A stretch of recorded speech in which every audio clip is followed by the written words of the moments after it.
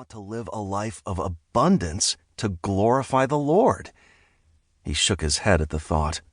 Is the financial counselor in the vestibule? Yes, sir. He brought his credit card reader, and we tested it. He's all set to take installment payments when they come out. He flashed her his trademark white smile. Good. Is my car out front? Yes, sir. The driver called ahead to the captain. The yacht is ready, and the lobster and shrimp Mrs. Scott ordered from the fish market is below deck, on ice. Fresh? They assured me it was caught today. He rewarded her with another smile. Very nice, Becky. You'll be blessed for your care. You're doing good and important work. The young woman, barely out of her teens, flushed a deep pink and bobbed her head. Thank you, Pastor Bryce. He patted her arm, then handed her the half-empty water bottle as he swept out of the satellite church.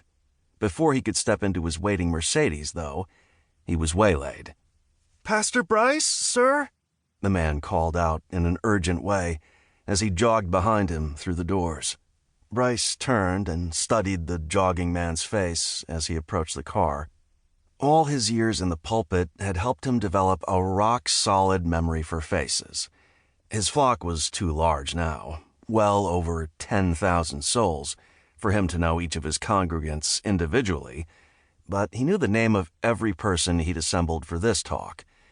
Dark eyes behind thick glasses, olive skin, short-cropped black hair. Arthur Lopez, single. He had been an information technology support specialist for Florida's Department of Education, with a base salary of $49,000 a year. Arthur had been laid off back in the spring, but according to church records, he'd continued to meet his tithing targets without interruption. Arthur, is something wrong? Bryce asked in a concerned voice, one hand on the frame of the car door. No, Pastor. Arthur came to a stop several feet away, panting slightly from the exertion. Well, yes. His eyes dropped to the ground. What is it, son? I don't have the money for the program. I mean, not yet. I have circumstances. But I'll get it. Can I have a little more time? Arthur dragged his eyes back up to Bryce's face with a pleading expression. Bryce smiled broadly. You don't honor God by acting poor, Arthur. You honor him by living with abundance. You've been chosen for the Spread the Word ministry because you're special. You need to believe it and invest in yourself. Yes, but I need to secure financing. Didn't you see Robert in the lobby? He can put you on a plan. The interest rate, Arthur began in a meek voice. I have to run, Arthur. Let me tell you plainly, we can't hold your spot. So many faithful men and women would give anything to have a chance at what we're offering you. You need to make a decision to live abundantly. Of course. Bryce turned away from the stammering man and nodded to his driver, who'd been standing just outside the car, waiting. The driver opened the rear door, and Bryce slid onto the soft leather seat. Arthur stood in the parking lot, shoulders slumping, and watched the car pull away.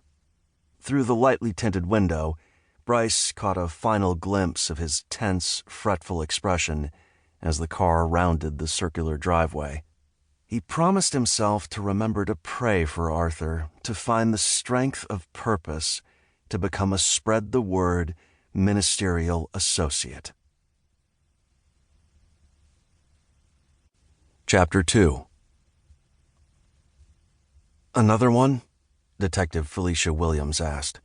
She hesitated in the doorway. Yes, Nurse Eduardo Martinez answered in a low, mournful voice. I came in to take his vitals at the start of my shift, and there he was, eyes open, a look of horror on his face. Dead, just like the others. Felicia sighed. Carlos Garcia was the fourth person to die in this place in as many weeks. How? She began. Leash, they're old. To keep listening to this audiobook, I've left you a link in the description so you can do it, at no cost thanks to Audible's 30-day free trial.